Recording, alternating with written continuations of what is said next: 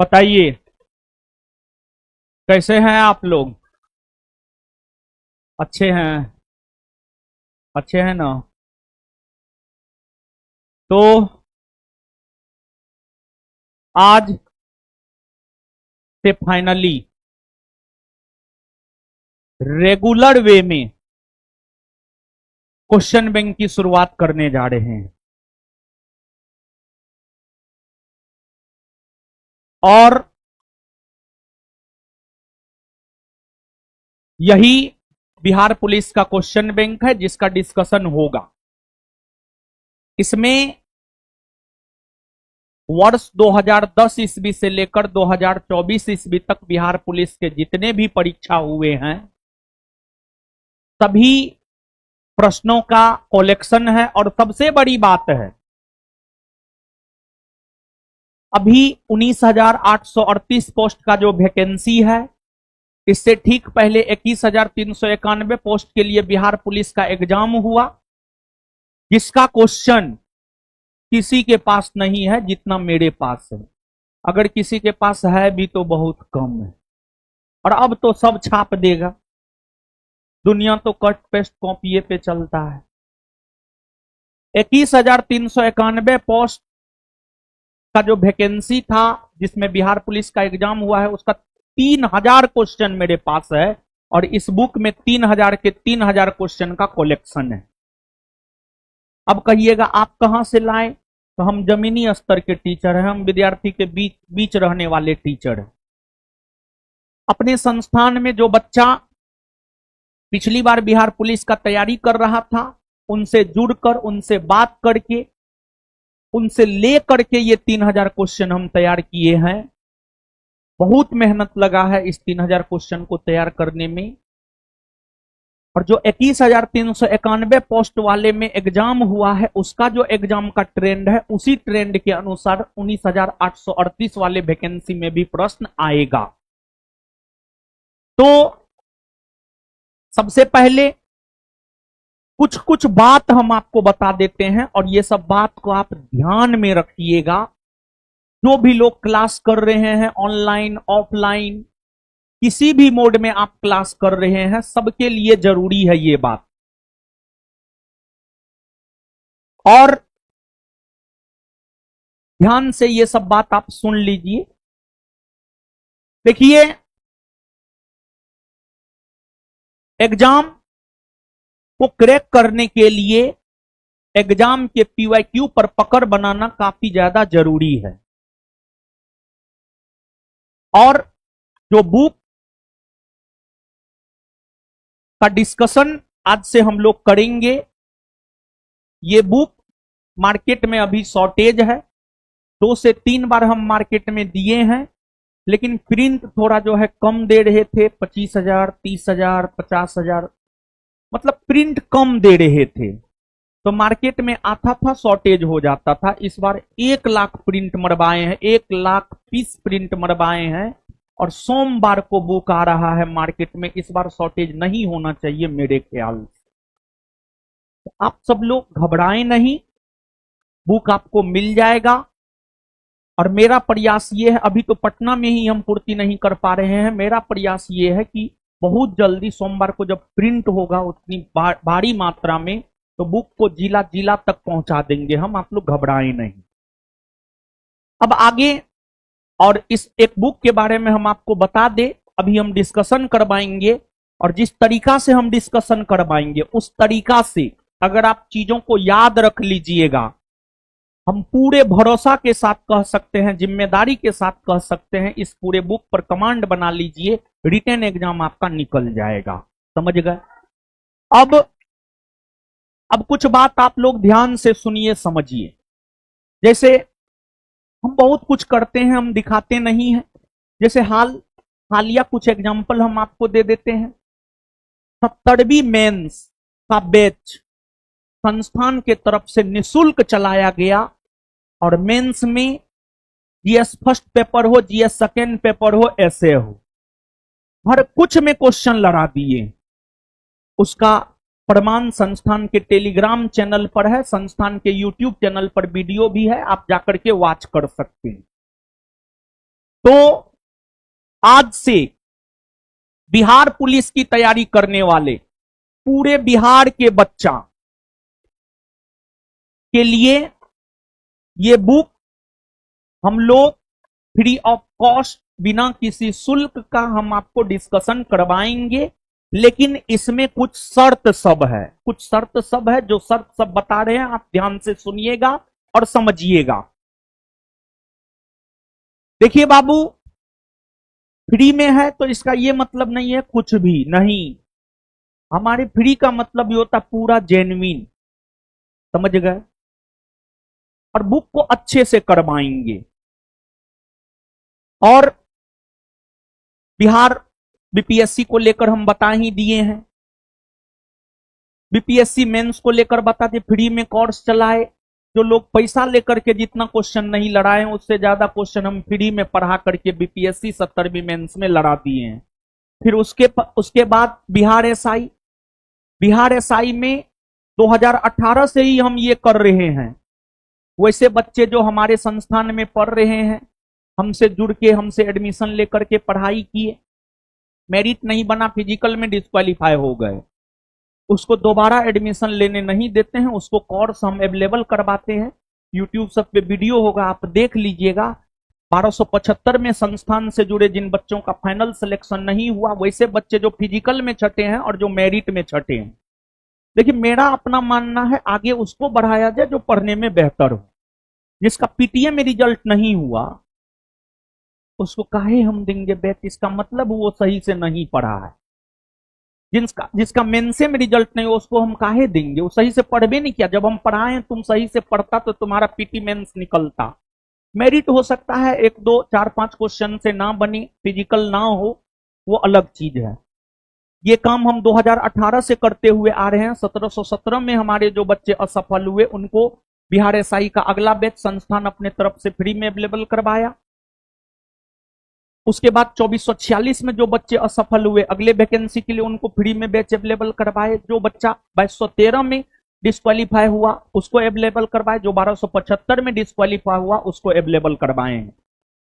तो BPSC Bihar SI जैसे बच्चों के लिए इतना कुछ किए, तो बिहार पुलिस के बच्चों का भी यह मांग था, पूरे बिहार वर्ष के बिहार पुलिस की तैयारी करने वाले बच्चों का मांग था कि हम लोग के लिए भी कुछ। तो आप लोग के लिए क्वेश्चन बैंक का डिस्कशन हम करवाने जा रहे हैं, लेकिन इसमें कुछ शर्त है। देखिए, जीवन में कुछ चीजों का काफी महत्व होता है।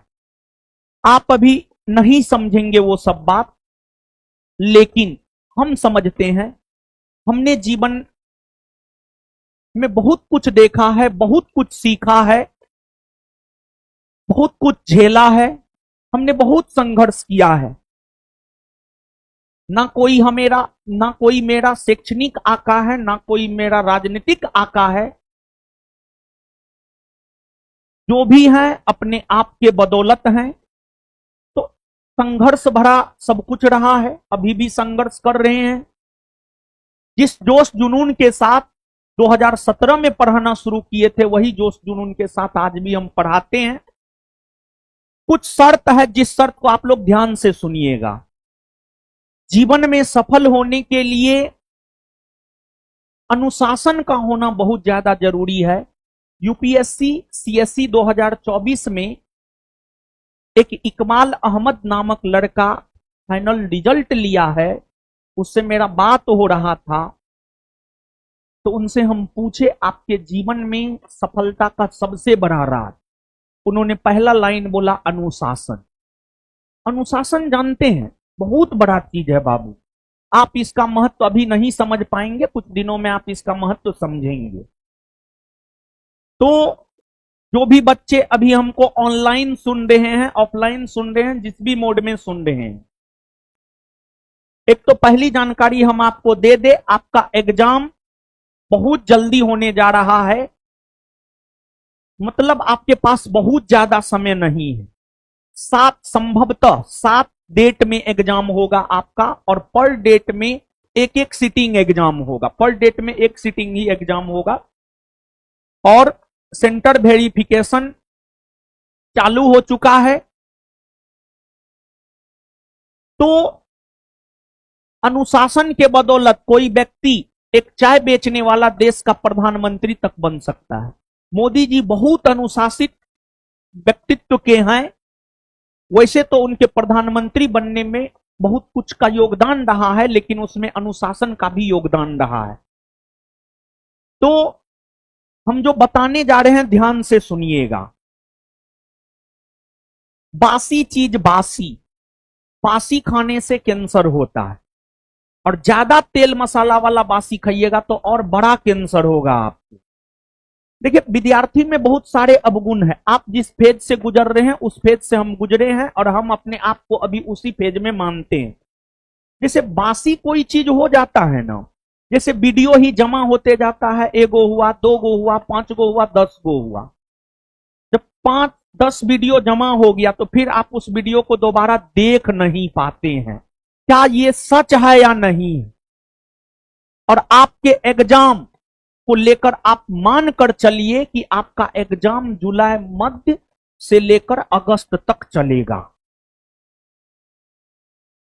तो बहुत कम समय है, मुश्किल से 90 दिन, मुश्किल से 90 दिन है।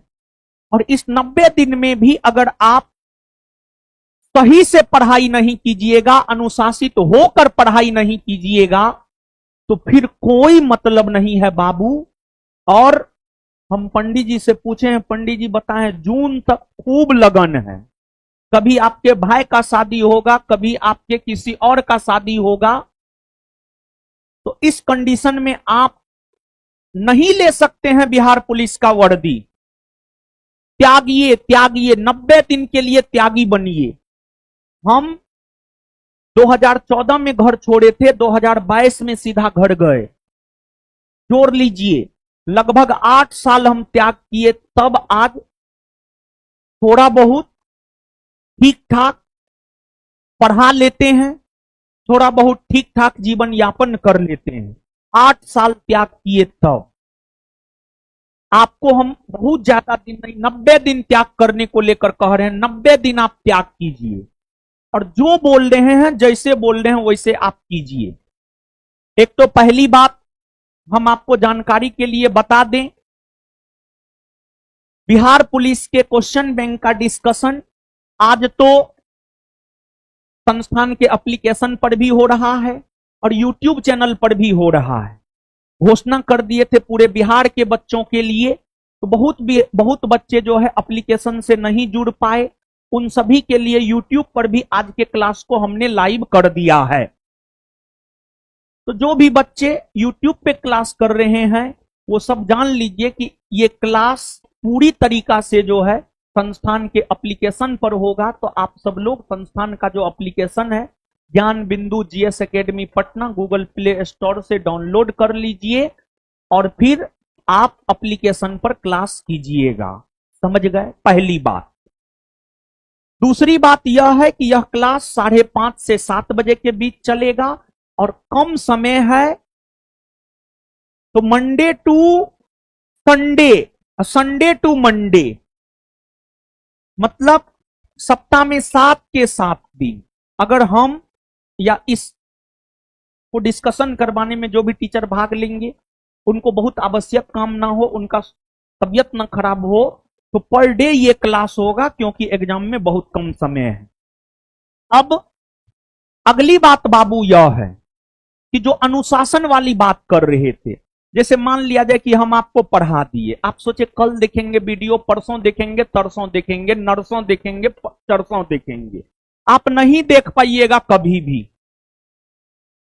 हम भी उस फेज से गुजरे हैं। तो आप में एक अनुशासन बनाई जा सके, मेरा अपना मानना है जो आगे बढ़ने वाला है उसको धक्का दे दीजिए, जो एकदम शिथिल पड़ा हुआ है उसको कुछ मत कीजिए, ऐसा मेरा अपना विचार है। तो जो पढ़ने वाले बच्चे हैं वो 90 दिन त्याग करेंगे, हमको पूरा विश्वास है। और जो त्याग करेंगे, जो मेहनत करेंगे सही मार्गदर्शन में, रिजल्ट उसी का होगा। तो इसलिए आप में एक अनुशासन बनी रहे, इसलिए एक काम हम कर रहे हैं। जैसे आज का जो क्लास होगा ना, आज का क्लास एप्लीकेशन पर कल तक फ्री रहेगा। 24 घंटा एक वीडियो फ्री रहेगा, आप 24 घंटा में देख लीजिए। 24 घंटा के बाद वो वीडियो हम लॉक लगवा देंगे। क्यों? अनुशासन बनाए रखने के लिए, अनुशासन बनाए रखने के लिए, ताकि आप 90 दिन तक कम से कम डेली बेसिस पर पढ़ सके। अब इसको लेकर बहुत बच्चे नकारात्मक सोचेंगे, सकारात्मक सोचेंगे, लेकिन हमको उससे कोई फर्क नहीं पड़ता है। आपको जो फायदा होगा हम वो कर रहे हैं, ताकि आप डेली बेसिस पर वीडियो को देख लीजिएगा। पहली बात यह। दूसरी बात यह कि सिर्फ हमारे पढ़ा देने मात्र से अगर रिजल्ट होता तो सब बच्चों का रिजल्ट हो जाता। और एक बात आप जान लीजिए, आपका अगर रिजल्ट होगा तो उसमें सबसे बड़ा योगदान आपके स्वयं का होगा। आज भी हम बोल रहे हैं, जब आपका रिजल्ट होगा तब भी बोलेंगे हम, और ये बात हम 2017-18 से बोलते हुए आ रहे हैं। तो अगर आप रिजल्ट चाहते हैं तो आप पढ़ाई कीजिए, आप मेहनत कीजिए। मार्गदर्शन देने के लिए हम हैं। हमारा रेलवे ग्रुप डी से लेकर बीपीएससी तक में रिजल्ट हुआ है। हम आपका मार्गदर्शन करने के लिए हैं, आप सिर्फ पढ़ाई कीजिए। तो 24 घंटा में वीडियो लॉक कर देंगे। क्यों कर देंगे? ताकि आप डेली पढ़ाई कर सके। इसी वजह से मात्र 90 दिन की बात है बाबू, मात्र 90 दिन त्याग कीजिए। इसके बाद अगली बात यह है, एप्लीकेशन पर पूरा फ्री चलेगा जब तक ये बुक कंप्लीट नहीं हो जाएगा तब तक, समझ गए। लेकिन एक वीडियो का वैलिडिटी 24 घंटा ही रहेगा। और सिर्फ टीचर के पढ़ा देने से नहीं हो जाएगा, उसको टीचर से करने के बाद जो है स्वयं जाकर के आप उसका रिवीजन कीजिए सेम डे में। सेम डे में हम एक एग्जांपल दे रहे हैं। जब आईआईटी का तैयारी करते थे तो केमिस्ट्री में 3 पार्ट था, physical, organic, inorganic. Physical chemistry हम पढ़ के आते थे, डेली रिवाइज करते थे, मेरा स्ट्रांग हो गया। ऑर्गेनिक इनऑर्गेनिक को इग्नोर कर देते थे, मेरा स्ट्रांग नहीं हुआ, जिस वजह से आईआईटी जैसे एग्जाम हमसे निकला भी नहीं। तो सेम डे में बाबू रिवीजन कीजिए, सेम डे में। तो ये सब जानकारी हो गया। अब अगर आपका कोई सुझाव है तो आप कमेंट कीजिएगा, उस अनुसार हम काम करेंगे। हम आपसे भी सीखते हैं। तो ये सब सूचना हो गया, सब कुछ हम दे रहे हैं आपको। और जिसके पास बुक नहीं मिला है, सोमवार तक पूरे बिहार में बुक फैल जाएगा, आप बुक ले लीजिएगा। ये सब सूचना हम आपको दे दिए, अभी ही हम सब सूचना से अवगत करवा दिए हैं। और 90 दिन सिर्फ आप त्याग करने के लिए तैयार रहिए, अनुशासन में रहने के लिए तैयार रहिए। सारी सूचना हमने आपको दे दिया है। अब आइए, हम लोग, बहुत ज्यादा समय नहीं है हम लोगों के पास, सीधे तौर पर हम लोग क्वेश्चन पे आते हैं। और क्वेश्चन का एनालिसिस जिस वे में करवाएंगे और जिस जिस चीज पर बोलेंगे फोकस करने के लिए, वो चीज पर आप फोकस कीजिएगा, आपका रिजल्ट होगा। समझ गए? तो आइए क्वेश्चन नंबर 1 देखिए, बिहार पुलिस का लेवल कितना शानदार लेवल है, समझ गए। आइए बाबू, अब पहला क्वेश्चन है बाबू, 1980 के दशक के प्रारंभ में, 1980 के दशक के प्रारंभ में मतलब 1980 से 1985 सर्वोच्च न्यायालय ने न्याय तक पहुंच बढ़ाने के लिए कौन सा तंत्र तैयार किया? न्याय तक पहुंच बढ़ाने के लिए कौन सा तंत्र तैयार किया? न्याय तक, न्याय तक। इस क्वेश्चन की अगर हम बात करें तो इस क्वेश्चन का एक कीवर्ड है सर्वोच्च न्यायालय, दूसरा कीवर्ड है न्याय तक, न्याय तक, और तीसरा कीवर्ड है तंत्र। ये 3 कीवर्ड है इस क्वेश्चन में। देखिए, भारत में जहां तक न्याय की बात है, जब हमें कहीं से न्याय नहीं मिलता है तब हम न्यायालय का दरवाजा खटखटाते हैं।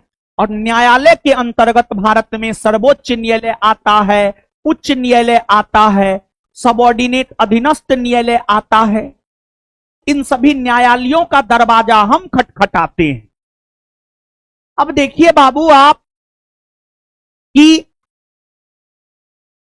आपको जहां तक न्याय का सवाल है, आज भी सभी लोगों को न्याय नहीं मिल पाता है। आज की हम बात करें तो आज भी सभी लोगों को न्याय नहीं मिल पाता है। आज भी सभी लोगों को न्याय नहीं मिल पाता है। तो सभी लोगों को न्याय नहीं मिल पाता है, इसके पीछे कई सारे रीजन हैं। जागरूकता की कमी, साक्षरता में कमी, ये सब एक रीजन है कि न्याय नहीं मिल पाता है। सामान्य तौर पर, आवाज कहां से आ रहा है, आवाज बनती है। सामान्य तौर पर अगर देखा जाए, जिसका हित प्रभावित होता है वही न्यायालय का दरवाजा खटखटाता है। जैसे मेरा हित प्रभावित हुआ तो हम न्यायालय का दरवाजा खटखटाएंगे। जैसे मान लिया जाए कि अगर कोई व्यक्ति मेरा सर फाड़ दिया तो हम जाएंगे कोर्ट। अगर कोई मेरा जमीन हड़प लिया तो हम जाएंगे कोर्ट। लेकिन भारत में जागरूकता की काफी कमी है। तो न्यायिक व्यवस्था में 1980 के दशक में भारत के सुप्रीम कोर्ट के एक न्यायाधीश हुआ करते थे पीएन भगवती। उन्होंने अमेरिका से एक नई कंसेप्ट को लाया, जिस कंसेप्ट का नाम था जनहित याचिका। एक नई कंसेप्ट को लाया जिस कंसेप्ट का नाम था जनहित याचिका, PIL, public interest litigation. PIL, public interest litigation, जिसका हिंदी होता है जनहित याचिका। इसमें क्या कंसेप्ट है बाबू जानते हैं? कमेंट यहां से हटा दीजिए। इसमें क्या कंसेप्ट है बाबू, आप जानते हैं? इसमें कंसेप्ट यह है कि अगर कोई मुद्दा है सार्वजनिक हित से जुड़ा हुआ है, सार्वजनिक हित से जुड़ा हुआ है, या कोई मुद्दा है जिससे किसी खास व्यक्ति का हित प्रभावित हो रहा है और वह न्यायालय के शरण में जाने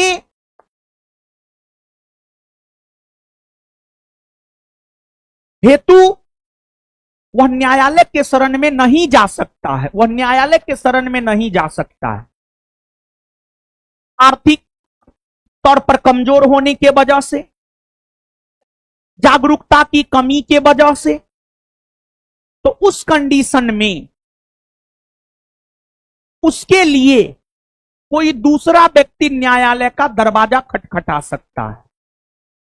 या फिर अगर कोई सार्वजनिक हित से संबंधित मुद्दा है जो न्यूज़पेपर में छपा, वीडियो वायरल हुआ, तो न्यायपालिका स्वयं उस मुद्दा को उठा लेता है। न्यायपालिका स्वयं उस मुद्दा को उठाने का काम करता है। जैसे किसान आंदोलन के दौरान एक केंद्रीय मंत्री का बेटा जो है किसानों पर गाड़ी चढ़ा दिया था, वीडियो वायरल हुआ, न्यायपालिका ने स्वयं उस मामला को न्यायालय में उठा करके उसको लेकर सुनवाई करने का काम किया।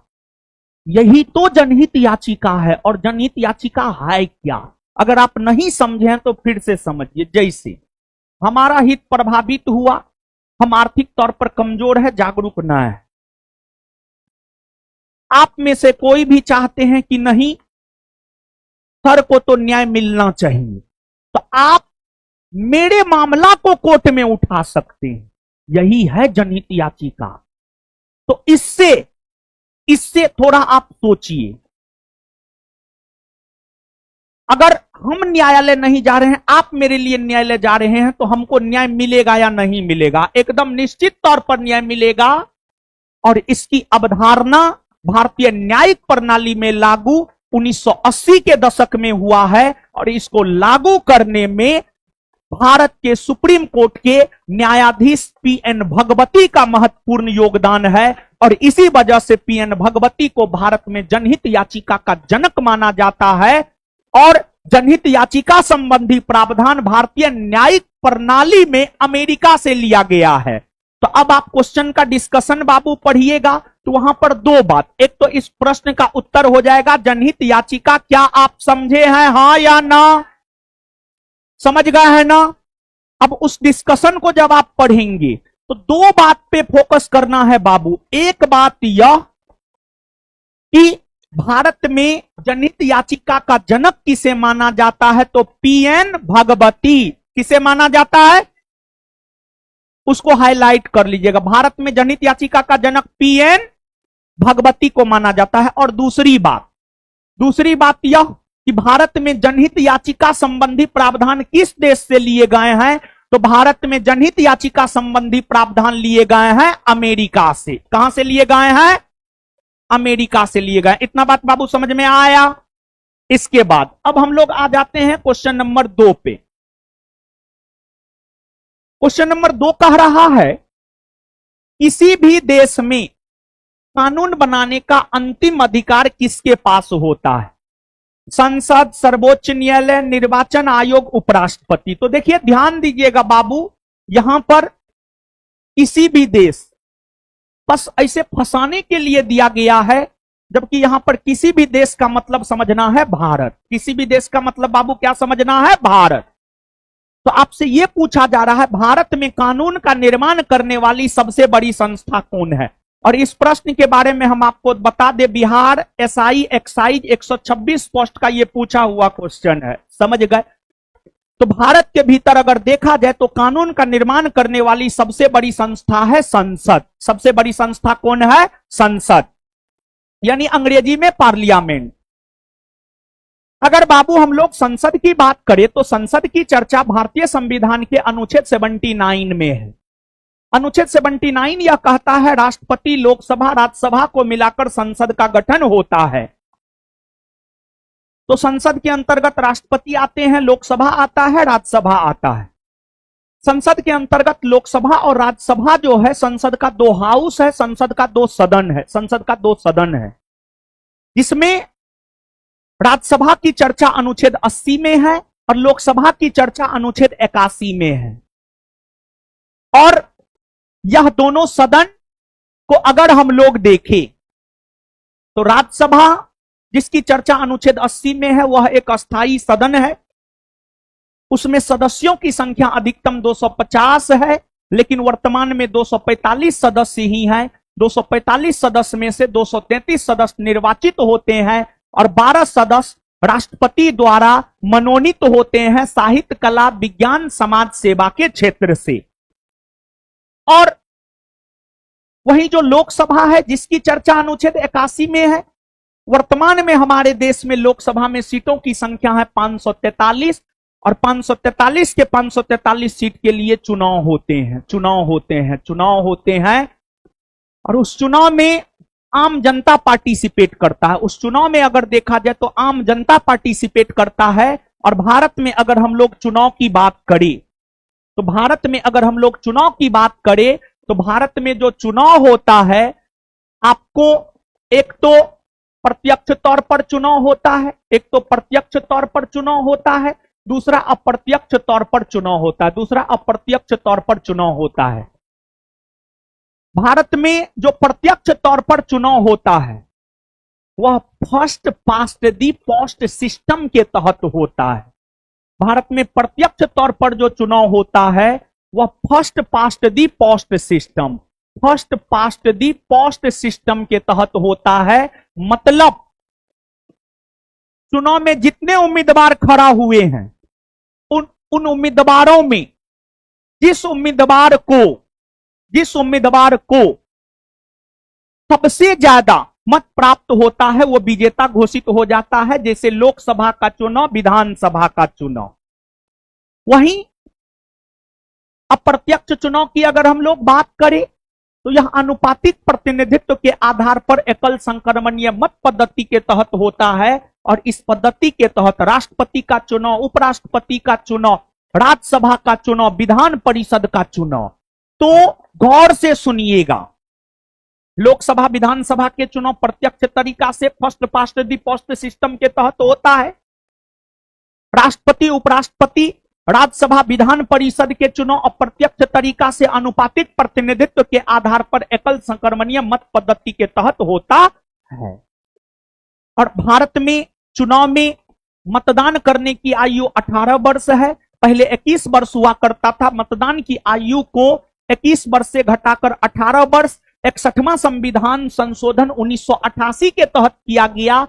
61वां संविधान संशोधन हुआ है 1988 में, लेकिन वह लागू हुआ है 1989 में। जिस प्रकार देश के भीतर कानून का निर्माण करने वाली सबसे बड़ी संस्था संसद है, तो अब हो सकता है इस बार आपके एग्जाम में यह पूछ दे किसी राज्य के भीतर कानून का निर्माण करने वाली सबसे बड़ी संस्था कौन है। तो किसी राज्य के भीतर, किसी राज्य मतलब यहां पर राज्य मतलब देखिए, ऐसे भारत को भी हम राज्य कह सकते हैं, संसद को भी हम राज्य कह सकते हैं, लेकिन यहां पर राज्य का मतलब समझना है बिहार झारखंड उत्तर प्रदेश, बिहार झारखंड उत्तर प्रदेश।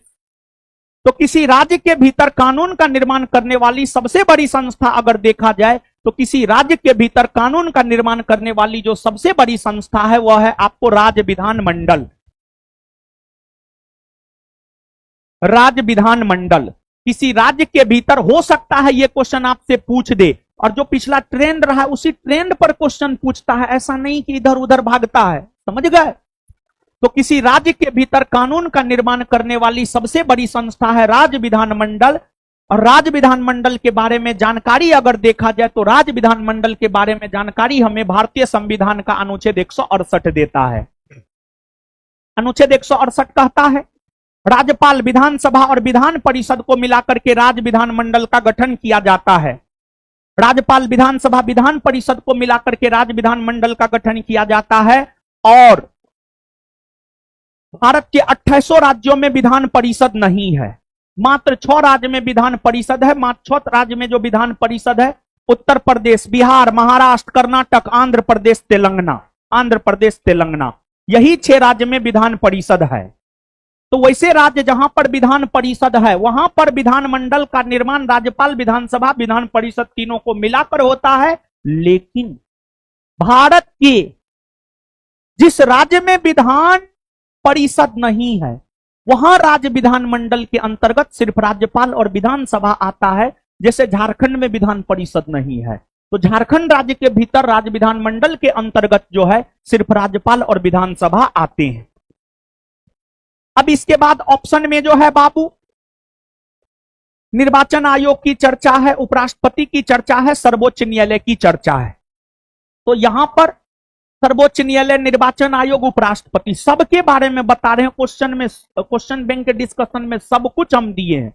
हम ऐसे थोड़े बोल दिए हैं इस एकमात्र बुक से एग्जाम निकल जाएगा, उतना कंटेंट हम इसमें दिए हैं, उस आधार पे हम बोले हैं, समझ गए।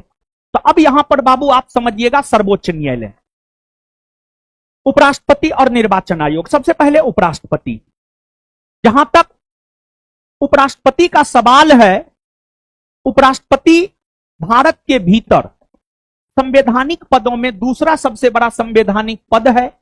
भारत का दूसरा सर्वोच्च नागरिक उपराष्ट्रपति को माना जाता है और यह पद अमेरिका से लिया गया है। अनुच्छेद 63 यह कहता है भारत का एक उपराष्ट्रपति होगा। अनुच्छेद 64 कहता है उपराष्ट्रपति राज्यसभा का पदेन सभापति होगा, यानी जो उपराष्ट्रपति होगा वही राज्यसभा का सभापतित्व करेगा, जो उपराष्ट्रपति होगा वही राज्यसभा का सभापतित्व करेगा। लेकिन ध्यान रहे, उपराष्ट्रपति राज्यसभा का सदस्य होता नहीं।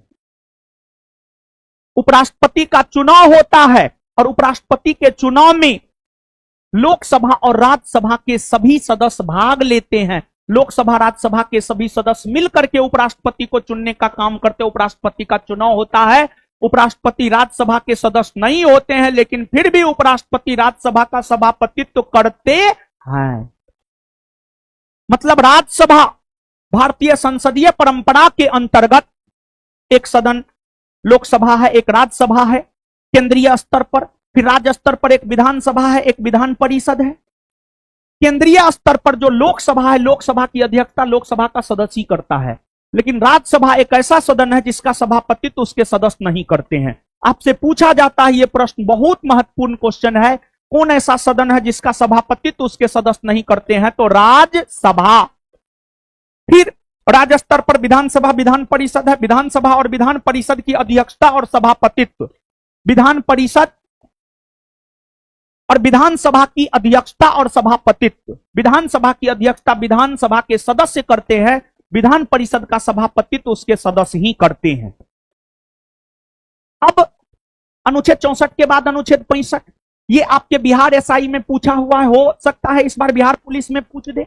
अनुच्छेद 65 यह कहता है कि अगर राष्ट्रपति का पद खाली हो तो उपराष्ट्रपति राष्ट्रपति के तौर पर काम करेंगे। अगर राष्ट्रपति का पद खाली हो तो उपराष्ट्रपति राष्ट्रपति के तौर पर काम करेंगे। अगर राष्ट्रपति का पद खाली हो तो उपराष्ट्रपति राष्ट्रपति के तौर पर काम करेंगे। ये बात अनुच्छेद 65 कहता है, अनुच्छेद 65 कहता है, 65। और अगर राष्ट्रपति उपराष्ट्रपति दोनों पद खाली हो तो भारत के सुप्रीम कोर्ट के मुख्य न्यायाधीश भारत के राष्ट्रपति के तौर पर काम करेंगे। और अगर राष्ट्रपति उपराष्ट्रपति सुप्रीम कोर्ट के मुख्य न्यायाधीश का भी पद खाली हो तो सुप्रीम कोर्ट के वरिष्ठतम न्यायाधीश भारत के राष्ट्रपति के तौर पर काम करेंगे, कार्यवाहक राष्ट्रपति के तौर पर काम करेंगे। और आज तक भारतीय इतिहास में सुप्रीम कोर्ट के एक मुख्य न्यायाधीश हुए हैं मोहम्मद हिदायतुल्लाह। सुप्रीम कोर्ट के एक मुख्य न्यायाधीश हुए मोहम्मद हिदायतुल्लाह, जो 1969 ईस्वी में कुछ दिनों तक भारत के कार्यवाहक राष्ट्रपति के तौर पर काम किया था। और मोहम्मद हिदायतुल्लाह भारत के कार्यवाहक राष्ट्रपति के तौर पर भी काम किए हैं और पूर्णकालिक उपराष्ट्रपति के तौर पर पूरे 5 वर्षों तक रहे हैं और सुप्रीम कोर्ट के मुख्य न्यायाधीश के पद पर भी रहे हैं। यानी मोहम्मद हिदायतुल्लाह सुप्रीम कोर्ट के मुख्य न्यायाधीश भी रहे हैं, कार्यवाहक राष्ट्रपति भी रहे हैं और उपराष्ट्रपति भी रहे हैं। इसके बाद जहां तक उपराष्ट्रपति का सवाल है, उपराष्ट्रपति के निर्वाचन सबको लेकर जानकारी अनुच्छेद 66 देता है। उपराष्ट्रपति का निर्वाचन होता है, उन्हें शपथ राष्ट्रपति दिलाता है और अगर उन्हें त्यागपत्र देना है तो वो त्यागपत्र राष्ट्रपति को देते हैं। और अगर उपराष्ट्रपति को पद से हटाना हो तो उपराष्ट्रपति को पद से हटाने संबंधी प्रक्रिया की शुरुआत राज्यसभा में ही होती है। और उपराष्ट्रपति को उपराष्ट्रपति के तौर पर वेतन नहीं मिलता है, बल्कि उपराष्ट्रपति को राज्यसभा के सभापति के रूप में वेतन मिलता है, राज्यसभा के सभापति के रूप में वेतन मिलता है। इसके बाद निर्वाचन आयोग, जहां तक निर्वाचन आयोग का बाबू सवाल है, निर्वाचन आयोग की चर्चा भारतीय संविधान के भाग 15 में अनुच्छेद 324 से 329 के बीच में है। अनुच्छेद 324 से 329 के बीच में है। निर्वाचन आयोग एक संवैधानिक आयोग है क्योंकि भारतीय संविधान का अनुच्छेद 324 स्पष्ट तौर पर यह बात कहता है कि भारत का एक निर्वाचन आयोग होगा और भारत का जो निर्वाचन आयोग होता है वह चुनाव करवाता है, राष्ट्रपति का, उपराष्ट्रपति का, लोकसभा का, राज्यसभा का, विधानसभा का, विधान परिषद का चुनाव करवाता है। लेकिन ध्यान रहे, पंचायती राज और नगर पालिका के लिए जो चुनाव होता है वह भारत का निर्वाचन आयोग नहीं करवाता है, बल्कि राज्य निर्वाचन आयोग करवाता है, जिस राज्य निर्वाचन आयोग की चर्चा भारतीय संविधान के अनुच्छेद 243 आई में है। और निर्वाचन आयोग का काम मुख्य तौर पर चुनाव करवाना होता है, लेकिन ऐसा नहीं है कि निर्वाचन आयोग का काम सिर्फ चुनाव करवाना ही होता है।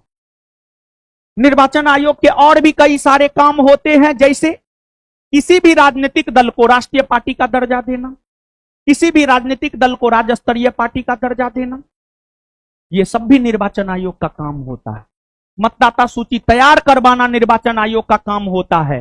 राजनीतिक पार्टियों को चुनाव चिन्ह आवंटित करवाना निर्वाचन आयोग का काम होता है। ये सभी के सभी निर्वाचन आयोग के काम होते हैं। और आपको अगर भारत की बात की जाए तो जो निर्वाचन आयोग है वह 3 सदस्यीय आयोग है। 3 सदस्यीय आयोग, जिसमें एक मुख्य निर्वाचन आयुक्त तथा 2 अन्य निर्वाचन आयुक्त होते हैं, जिसमें मुख्य निर्वाचन आयुक्त और अन्य निर्वाचन आयुक्तों की नियुक्ति भारत के राष्ट्रपति करते हैं 3 सदस्यीय समिति के सिफारिश पर। और आपको जो 3 सदस्यीय समिति के सिफारिश पर करते हैं उसमें प्रधानमंत्री होते हैं, प्रधानमंत्री द्वारा नाम निर्दिष्ट कोई एक कैबिनेट मंत्री होता है और लोकसभा में विपक्ष का नेता होता है। और हाल में भारत के निर्वाचन आयोग के मुख्य आयुक्त कौन बने हैं जी? सब गायब हैं। क्या ज्ञानेश कुमार बने हैं? ज्ञानेश कुमार बने? एकदम सब गायब है, एकदम निपले पोथल है। सच में आप लोग बिहार पुलिस वाले हैं। आगे सर्वोच्च न्यायालय, जहां तक सर्वोच्च न्यायालय का सवाल है, सर्वोच्च न्यायालय की चर्चा भारतीय संविधान के अनुच्छेद 124 में है। अनुच्छेद 124 कहता है भारत का एक सर्वोच्च न्यायालय होगा, और जो सर्वोच्च न्यायालय होता है, सर्वोच्च न्यायालय का जहां तक सवाल है, सर्वोच्च न्यायालय का गठन 1950 ईस्वी में हुआ है, और जब इसका गठन हुआ था तो इसमें 8 न्यायाधीश थे, 7 गो अन्य न्यायाधीश, एगो मुख्य न्यायाधीश, और वर्तमान में 34 न्यायाधीश है, एक मुख्य न्यायाधीश, 33 गो अन्य न्यायाधीश, 33 गो अन्य न्यायाधीश। और हाल में सर्वोच्च न्यायालय के 52वें मुख्य न्यायाधीश बने हैं बी.आर. गवई। बी.आर. गवई, इससे पहले संजीव खन्ना थे, उससे पहले डी.वाई. चंद्रचूड़ थे। समझ गए? और आज तक के इतिहास में सर्वोच्च न्यायालय के मुख्य न्यायाधीश के पद पर सबसे लंबे समय तक रहे हैं यशवंत विष्णु चंद्रचूड़, और सबसे छोटे समय तक रहे हैं कमल नारायण सिंह। कमल नारायण सिंह।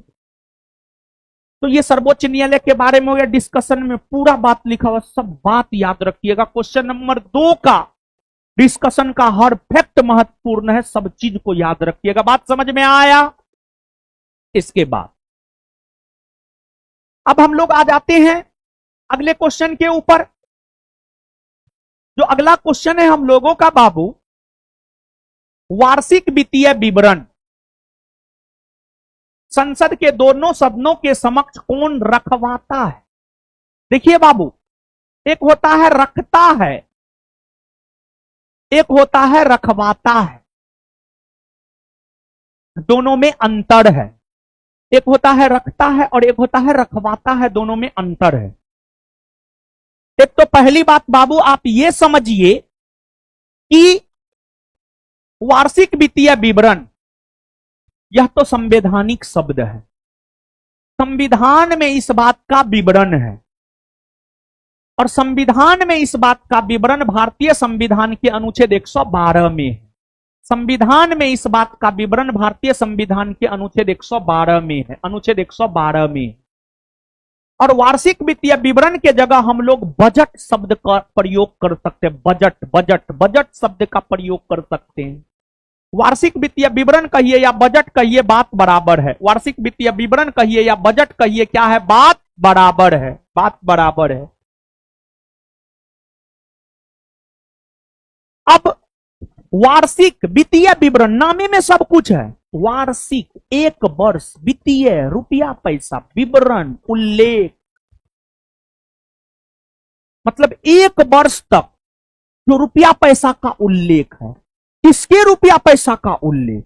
तो एक वर्ष तक भारत सरकार की रुपया पैसा का जो उल्लेख है, मतलब एक वर्ष तक भारत सरकार को कितना इनकम हुआ, कितना खर्च हुआ, उसका जो उल्लेख है वही तो वार्षिक वित्तीय विवरण है, उसी को तो बजट कहते हैं। बजट एक लेखपत्र होता है जिसमें सरकार के एक वर्ष के आय और व्यय का लेखा जोखा होता है। और जहां तक बजट का सवाल है, बजट एक प्रकार का धन विधेयक होता है। जहां तक बजट का सवाल है, बजट एक प्रकार का धन विधेयक होता है। और बजट को संसद के दोनों सदनों के समक्ष या संसद के समक्ष रखवाता राष्ट्रपति है। रखवाता राष्ट्रपति है, रखवाता राष्ट्रपति है, लेकिन रखता वित्त मंत्री है। बजट को संसद के दोनों सदनों के समक्ष रखवाता राष्ट्रपति है, लेकिन रखता कौन है? केंद्रीय वित्त मंत्री, केंद्रीय वित्त मंत्री, केंद्रीय वित्त मंत्री। और आज के डेट में बजट जो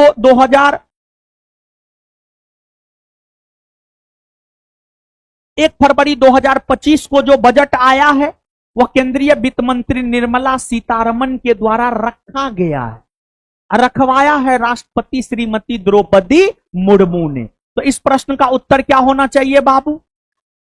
राष्ट्रपति या वित्त मंत्री?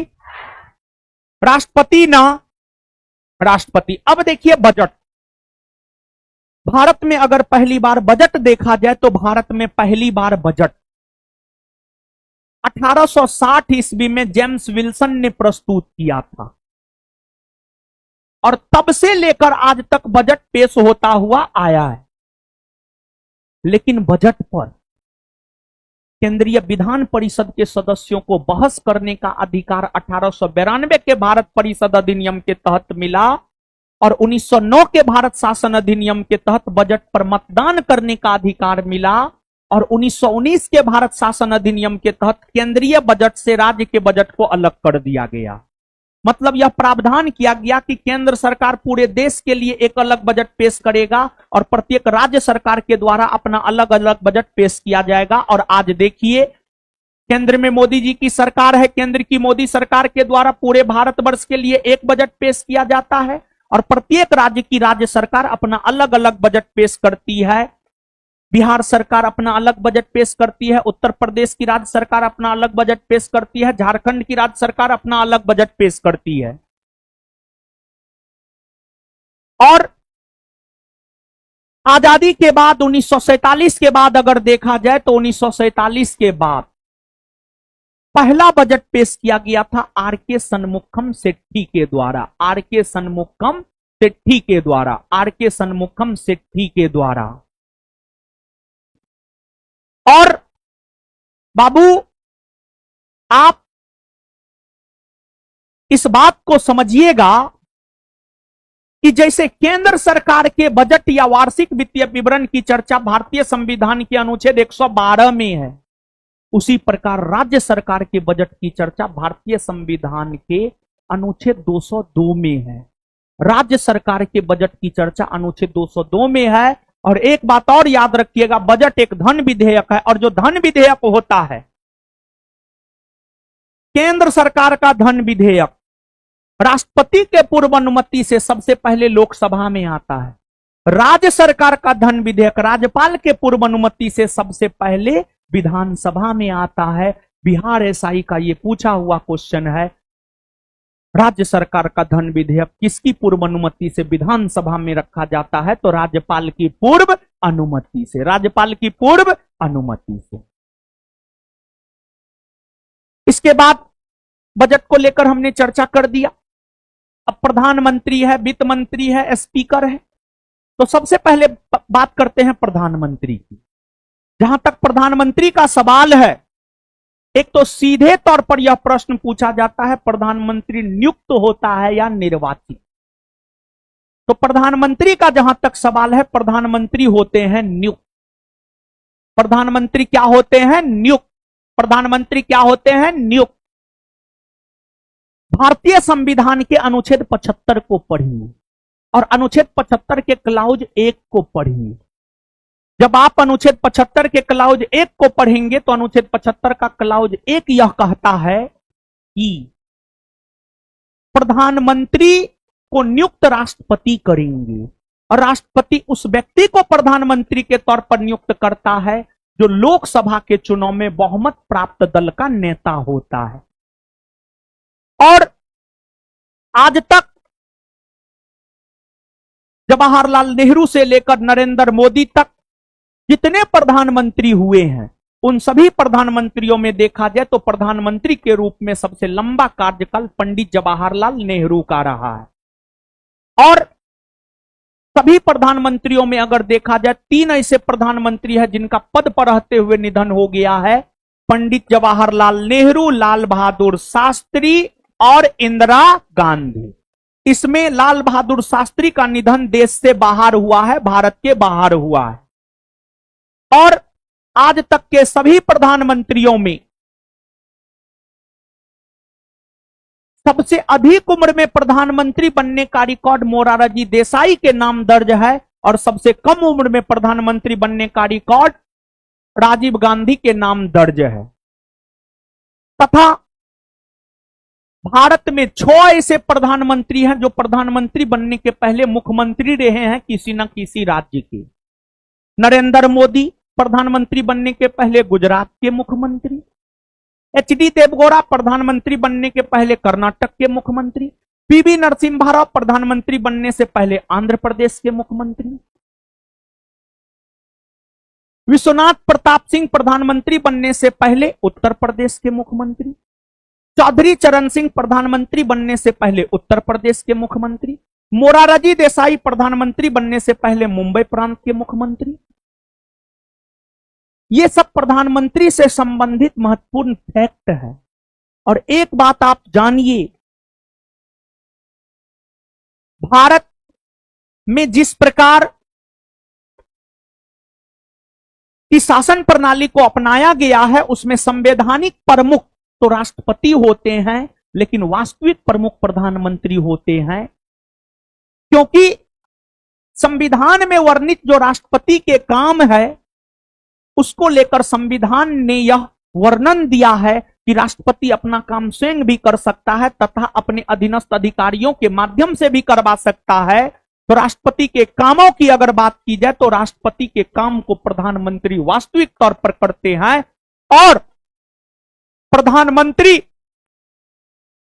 के कार्यों को अगर आप जानना चाहते हैं तो भारतीय संविधान के अनुच्छेद 78 को पढ़िए। भारतीय संविधान का अनुच्छेद 78 प्रधानमंत्री के कार्यों से हमें अवगत करवाता है। और अनुच्छेद 78 यह कहता है कि प्रधानमंत्री का काम यह है कि केंद्रीय मंत्रिपरिषद ने जो निर्णय लिया है उस निर्णय से राष्ट्रपति को अवगत करवाएं, उस निर्णय से राष्ट्रपति को अवगत करवाएं। यह प्रधानमंत्री का कर्तव्य है। प्रधानमंत्री की नियुक्ति राष्ट्रपति करते हैं, राष्ट्रपति ही उन्हें शपथ दिलाते हैं। अगर उन्हें त्यागपत्र देना है तो वो राष्ट्रपति को ही त्यागपत्र देते हैं। और प्रधानमंत्री का कोई निश्चित कार्यकाल नहीं होता है। अगर प्रधानमंत्री का निश्चित कार्यकाल होता तो मोदी जी 2014 से अभी तक प्रधानमंत्री पद पर नहीं होते नहीं होते। तो प्रधानमंत्री का कोई निश्चित कार्यकाल नहीं होता है। कोई व्यक्ति तब तक प्रधानमंत्री के पद पर रह सकता है जब तक कि उसे लोकसभा में बहुमत प्राप्त है। मोदी जी को 2014 से लेकर आज तक लोकसभा में बहुमत प्राप्त है। मोदी जी प्रधानमंत्री पद पर आसीन है। और प्रधानमंत्री को अगर पद से हटाना है तो लोकसभा में अविश्वास प्रस्ताव लाया जाता है। अविश्वास प्रस्ताव, नॉन कॉन्फिडेंस मोशन। लोकसभा में अविश्वास प्रस्ताव ला करके विपक्ष उसको साधारण बहुमत से पारित करवा करके प्रधानमंत्री को पद से हटाता है विपक्ष। और आज तक अविश्वास प्रस्ताव के माध्यम से 2 प्रधानमंत्री को पद से हटाया गया है। एक है विश्वनाथ प्रताप सिंह और दूसरे हैं एक है विश्वनाथ प्रताप सिंह, दूसरे हैं अटल बिहारी वाजपेयी। अटल बिहारी वाजपेयी। और प्रधानमंत्री बनने के लिए यह जरूरी नहीं है लोकसभा का सदस्य हो। प्रधानमंत्री लोकसभा का सदस्य भी बन सकता है, राज्यसभा का सदस्य भी बन सकता है। जैसे मोदी जी प्रधानमंत्री हैं, लोकसभा के सदस्य हैं। इनसे पहले मनमोहन सिंह थी, मनमोहन सिंह थे प्रधानमंत्री, राज्यसभा के सदस्य थे।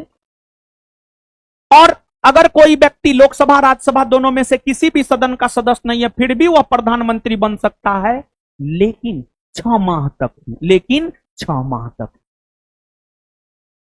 यह प्रधानमंत्री के बारे में बाबू हुआ। इसके बाद स्पीकर यानी लोकसभा का अध्यक्ष। देखिए बाबू, आप भारतीय संविधान के अनुच्छेद 93 को पढ़िए। भारतीय संविधान का अनुच्छेद 93 यह कहता है कि लोकसभा में एक अध्यक्ष और एक उपाध्यक्ष होगा। और लोकसभा का अध्यक्ष और उपाध्यक्ष वही होगा जो लोकसभा का सदस्य है, क्योंकि लोकसभा के सदस्य ही अपने सदस्यों में से एक अध्यक्ष और एक उपाध्यक्ष को चुनने का काम करते हैं। और देश के भीतर लोकसभा के प्रथम अध्यक्ष बने हैं जीबी मौलंकर, गणेश वासुदेव मौलंकर, जबकि वर्तमान में लोकसभा के अध्यक्ष है ओम बिरला। और लोकसभा की प्रथम महिला अध्यक्ष बनी है श्रीमती मीरा कुमार। और अनुच्छेद 93 जिस प्रकार से कहता है लोकसभा का एक अध्यक्ष और एक उपाध्यक्ष होगा, उसी प्रकार अनुच्छेद 94 यह कहता है कि लोकसभा का अध्यक्ष अपना त्यागपत्र उपाध्यक्ष को और उपाध्यक्ष अपना त्यागपत्र अध्यक्ष को देता है। फिर अनुच्छेद 95 यह कहता है कि लोकसभा के अध्यक्ष के रूप में अध्यक्ष काम करे या कोई अन्य व्यक्ति काम करे, उसी को वही कार्य अधिकार शक्ति प्राप्त होगा जो लोकसभा के अध्यक्ष को है। लोकसभा के बहुत सारे कार्य अधिकार शक्ति है। एग्जाम्पल के तौर पर एक आध गो महत्वपूर्ण जो एग्जाम के पॉइंट ऑफ व्यू से महत्वपूर्ण, जैसे कोई विधेयक धन विधेयक है या नहीं, इसका निर्णय लोकसभा का अध्यक्ष करता है। लोकसभा का अध्यक्ष कह दिया धन विधेयक है तो उसको कोई नहीं काट सकता, इंक्लूडिंग सुप्रीम कोर्ट तक नहीं काट सकता है। इसके बाद जब संयुक्त अधिवेशन अनुच्छेद 108 के तहत राष्ट्रपति बुलाता है तो उस संयुक्त अधिवेशन की अध्यक्षता लोकसभा के अध्यक्ष ही करते हैं। लोकसभा के अध्यक्ष को बहुत अधिक पावर है। और आपको इसके बाद अनुच्छेद 96 है। अनुच्छेद 96 यह कहता है कि लोकसभा के अध्यक्ष और उपाध्यक्ष को पद से हटाने संबंधी संकल्प अगर विचाराधीन हो तो वे पीठासीन अधिकारी के तौर पर काम नहीं करेंगे। मतलब ओम बिरला लोकसभा के अध्यक्ष हैं, उनको पद से हटाने के लिए लोकसभा में कोई प्रस्ताव लाया गया है। अगर ओम बिरला को अध्यक्ष पद से हटाने के लिए लोकसभा में कोई प्रस्ताव लाया गया है तो ओम बिरला लोकसभा की अध्यक्षता नहीं करेंगे। ओम बिरला लोकसभा की अध्यक्षता नहीं करेंगे। बात समझ गए तो सब चीज क्लियर कर दिए। पढ़ लीजिएगा, इसका भी पूरा डिस्कशन महत्वपूर्ण, हर पॉइंट महत्वपूर्ण।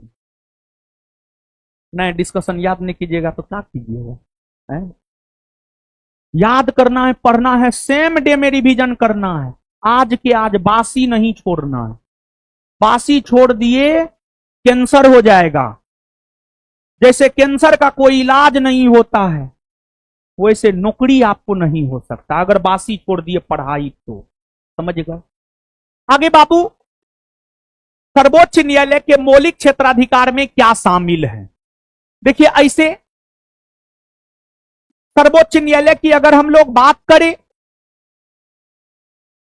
तो सर्वोच्च न्यायालय के मौलिक क्षेत्राधिकार में तो जो है वो है ही।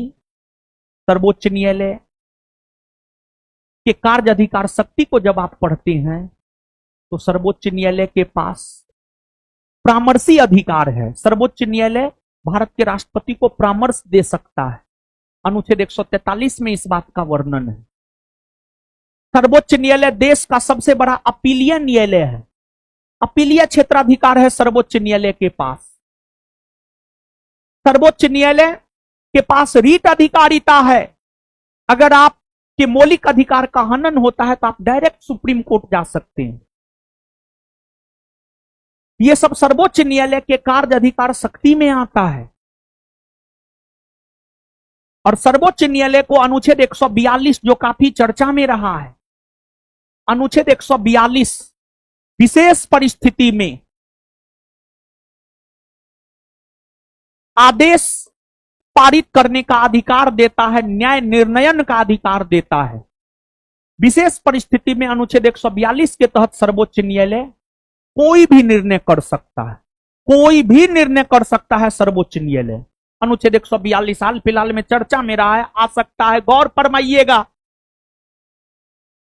अनुच्छेद 142 सर्वोच्च न्यायालय को विशेष परिस्थिति में किसी भी प्रकार के न्याय निर्णयन या आदेश पारित करने का अधिकार देता है।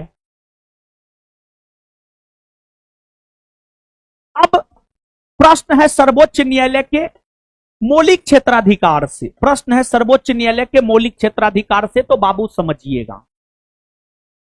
जहां तक सर्वोच्च न्यायालय का सवाल है, इसके बारे में जानकारी हमें भारतीय संविधान का अनुच्छेद 124 से अनुच्छेद 147 देता है।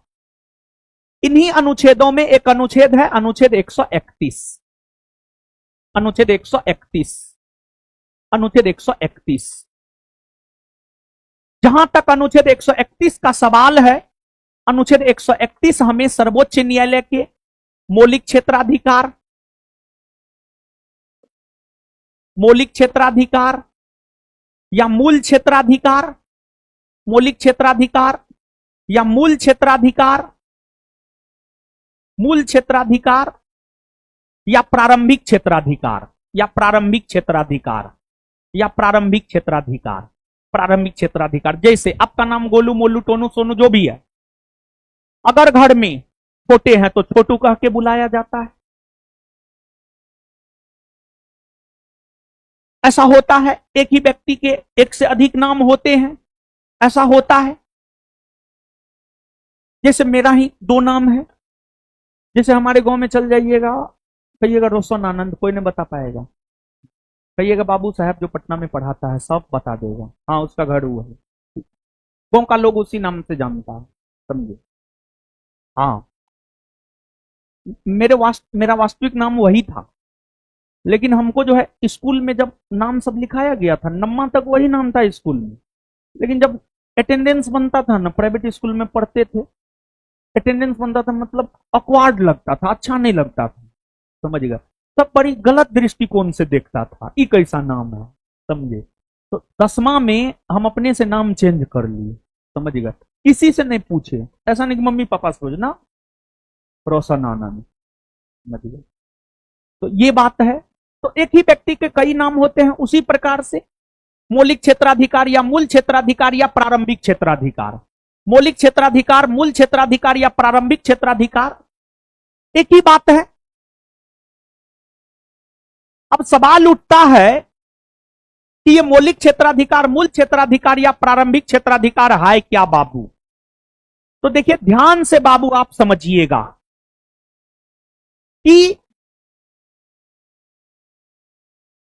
भारत में जो न्यायालय है, ऐसे तो भारत में एकीकृत और एकहरी न्यायपालिका की व्यवस्था है, लेकिन आपको भारत में जो न्यायपालिका है, न्यायपालिका के अंतर्गत सर्वोच्च स्थान पर सुप्रीम कोर्ट है, सर्वोच्च स्थान पर सुप्रीम कोर्ट है, उसके नीचे हाई कोर्ट है यानी उच्च न्यायालय है, उसके नीचे हाई कोर्ट है, उच्च न्यायालय है, और उसके नीचे है अधीनस्थ न्यायालय यानी सबऑर्डिनेट कोर्ट, अधीनस्थ न्यायालय यानी subordinate court. Supreme court supreme है, सबसे ऊपर है, सुप्रीम कोर्ट के नीचे हाई कोर्ट है, और पूरे देश के भीतर एकमात्र सुप्रीम कोर्ट है जो कि नई दिल्ली में है, जो कि नई दिल्ली में है। और सुप्रीम कोर्ट के नीचे हाई कोर्ट है, हाई कोर्ट प्रत्येक राज्य में होता है। भारतीय संविधान का अनुच्छेद 214, अनुच्छेद 214 यह कहता है कि प्रत्येक राज्य में एक उच्च न्यायालय होगा, लेकिन राज्य में उच्च न्यायालय का गठन अनुच्छेद 216 के तहत होता है, 216 के तहत होता है। और वर्तमान में हमारे देश में 25 उच्च न्यायालय है, 25, जबकि होना चाहिए प्रत्येक राज्य में यानी 28, लेकिन 25 ही है। ऐसा इसलिए क्योंकि 7वां संविधान संशोधन 1956 के तहत यह प्रावधान किया गया कि 2 या 2 से अधिक राज्यों के लिए एक उच्च न्यायालय हो सकता है, 2 या 2 से अधिक राज्यों के लिए एक उच्च न्यायालय हो सकता है, एक उच्च न्यायालय हो सकता है। तो 25 उच्च न्यायालय है। उच्च न्यायालय राज्य में है, सामान्य तौर पर बिहार की राजधानी पटना है, पटना में पटना उच्च न्यायालय है, बिहार का उच्च न्यायालय है, पटना उच्च न्यायालय का क्षेत्राधिकार बिहार है। पश्चिम बंगाल का उच्च न्यायालय कोलकाता में है, कोलकाता उच्च न्यायालय उसका क्षेत्राधिकार पश्चिम बंगाल राज्य है पूरा। तो उच्च न्यायालय का क्षेत्राधिकार राज्य तक सीमित होता है, राज्य तक सीमित होता है। फिर अधीनस्थ न्यायालय, आप प्रत्येक राज्य में, भारत देश है, भारत 28 राज्य में बटा है, हर राज्य अलग अलग जिला में बटा हुआ है, किसी में 75 जिला है, किसी में 38, किसी में 42, हर राज्य में अलग अलग जिला की संख्या है। तो जिला में जो न्यायालय होता है उसको आप अधीनस्थ न्यायालय कह सकते हैं। सामान्य तौर पर कोई भी मामला सबसे पहले अधीनस्थ न्यायालय में जाता है।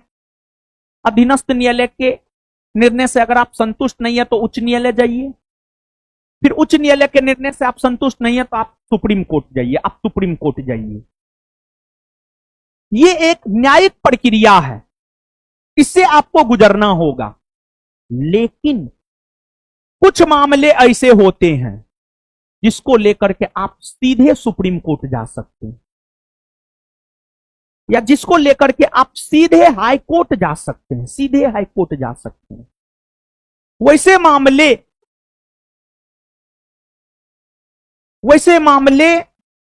जिसे आप सीधे सुप्रीम कोर्ट में उठा सकते हैं, वैसे मामले जिसे आप सीधे सुप्रीम कोर्ट में उठा सकते हैं, वही सुप्रीम कोर्ट का मौलिक क्षेत्राधिकार या मूल क्षेत्राधिकार या प्रारंभिक क्षेत्राधिकार कहलाता है, जिसकी चर्चा अनुच्छेद 131 में। अनुच्छेद 131 के अकॉर्डिंग अगर हम लोग देखें, 3 ऐसे मामले हैं जो सुप्रीम कोर्ट के मौलिक क्षेत्राधिकार या मूल क्षेत्राधिकार या प्रारंभिक क्षेत्राधिकार में आता है। एक है, अगर 2 या 2 से अधिक राज्यों के बीच विवाद होता है, अगर 2 या 2 से अधिक राज्यों के बीच विवाद होता है, अगर 2 या 2 से अधिक राज्यों के बीच विवाद होता है, बिहार झारखंड के बीच विवाद हो गया, तो इसको आप सीधे कहां उठा सकते हैं पता है? इसको आप सीधे सुप्रीम कोर्ट लेकर जा सकते हैं, सीधे सुप्रीम कोर्ट लेकर के जा सकते हैं। यह सुप्रीम कोर्ट के प्रारंभिक क्षेत्राधिकार या मूल क्षेत्राधिकार या मौलिक क्षेत्राधिकार में आता है। इसके बाद दूसरा, अगर केंद्र सरकार और राज्य सरकार के बीच विवाद हो, मान लिया जाए बिहार की नीतीश सरकार और केंद्र की मोदी सरकार के बीच विवाद हो गया, तो उस मामलों को भी आप सीधे सुप्रीम कोर्ट लेकर जा सकते हैं। यह मामला भी सुप्रीम कोर्ट के प्रारंभिक क्षेत्राधिकार में आता है। फिर तीसरा, अगर केंद्र सरकार और 2 या 2 से अधिक राज्यों के बीच विवाद हो, अगर केंद्र सरकार और 2 या 2 से अधिक राज्यों के बीच विवाद हो, एक तरफ केंद्र सरकार है, एक तरफ बिहार झारखंड उत्तर प्रदेश की सरकार है, ये तीनों ऐसे मामले होते हैं जिसे सीधे तौर पर आप सुप्रीम कोर्ट में उठा सकते हैं। यही सब मामला सुप्रीम कोर्ट के प्रारंभिक क्षेत्राधिकार या मूल क्षेत्राधिकार के अंतर्गत आता। बात समझे? अगर आप बाबू सोना समझे हैं तो आप हमको इस प्रश्न का उत्तर बताइए, क्या होगा? सी होगा ना? आगे तो वा रिगपा क्या है? तो वा रिगपा क्या है? देखिए कितना शानदार क्वेश्चन। ये जानते हैं, ये हिमालय की पारंपरिक दवा पद्धति है, हिमालय की पारंपरिक दवा पद्धति है। सुनिए, तो वा रिगपा का शाब्दिक अर्थ होता है उपचार का ज्ञान, उपचार का ज्ञान, उपचार का ज्ञान, उपचार का ज्ञान। देखिए, जैसे कुछ बीमारी ऐसे होते हैं जिसका उपचार हम लोग अंग्रेजी दवा से करते हैं, कुछ बीमारी ऐसे होते हैं जिसका उपचार हम लोग आयुर्वेदिक दवा से करते हैं। आयुर्वेद के जरिए हम लोग करते हैं। तो हिमालयी क्षेत्र में, पर्वतीय क्षेत्र में भारत देश है ना जी, भारत बड़ी सुंदर देश है। आप लोग भारत में पैदा हुए हैं, भारत को लाख लाख धन्यवाद दीजिए। भारत के उत्तर में हिमालय पर्वत है, भारत के दक्षिण में हिंद महासागर है। ऐसा देश कहां है? कहीं नहीं है। भारत में आप सब मौसम का अनुभव कर लेते हैं, ऐसा देश कहां है? कहीं नहीं है। कहीं पर गोरखा लोग है तो गोरके है, कहीं पर करका है तो करके। भारत में गोरको है, करको है, सब है भारत में। भारत बड़ी सुंदर देश है बाबू। भारत प्राचीन काल से ही विश्व के सताए गए लोगों को शरण दिया। भारत है। भारत जैसा विश्व में कोई देश नहीं है, समझिएगा। तो भारत के उत्तर में जो हिमालयी क्षेत्र है, हिमालयी क्षेत्र में आयुर्वेद के जरिए जो उपचार पद्धति का प्रचलन देखने को मिलता है, उसी को हम लोग सोवा रिगपा कहते हैं। सोवा रिगपा कहते हैं। आ जाइए सर। देखिए आलोक सर हैं और क्वेश्चन आंसर डिस्कशन में ये भी भागीदार हैं।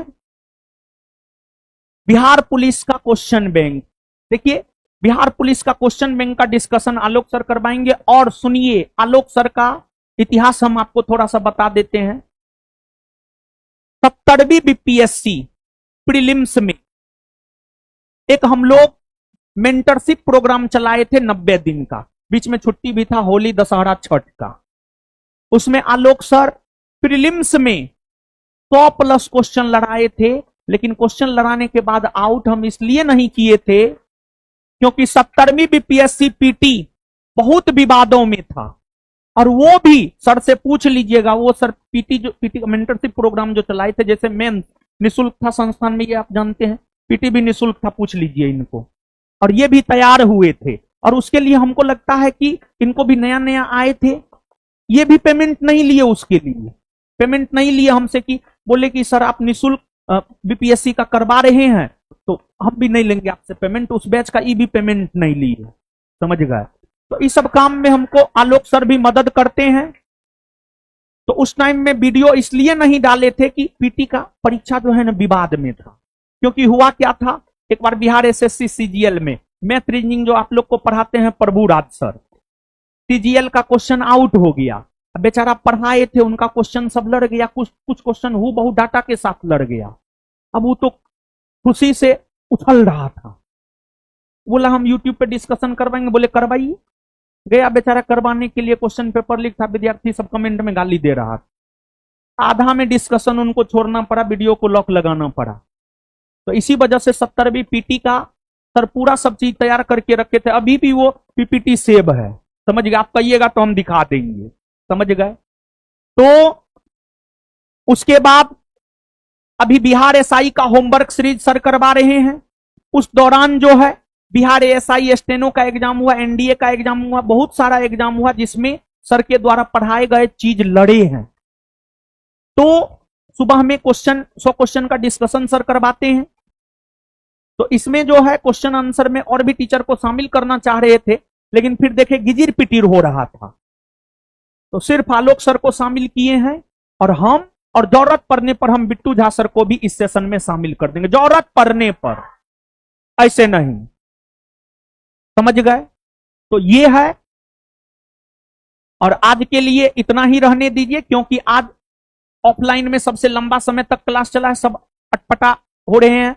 और सुन लीजिए, ये class Monday to Sunday, Sunday to, और आपके एग्जाम को बहुत ज्यादा समय, वीडियो कितना घंटा तक फ्री रहेगा, और क्यों, अनुशासन बनाए रखने के लिए, सच में फायदा दिलवाने के लिए आपको, समझ गए। तो आप सभी लोग आए, आप सभी लोगों ने अपने जीवन का सबसे कीमती चीज समय दिया है, सभी का बहुत बहुत धन्यवाद। मिलते हैं कल के सेशन में 5:30 बजे। धन्यवाद। चलिए सर।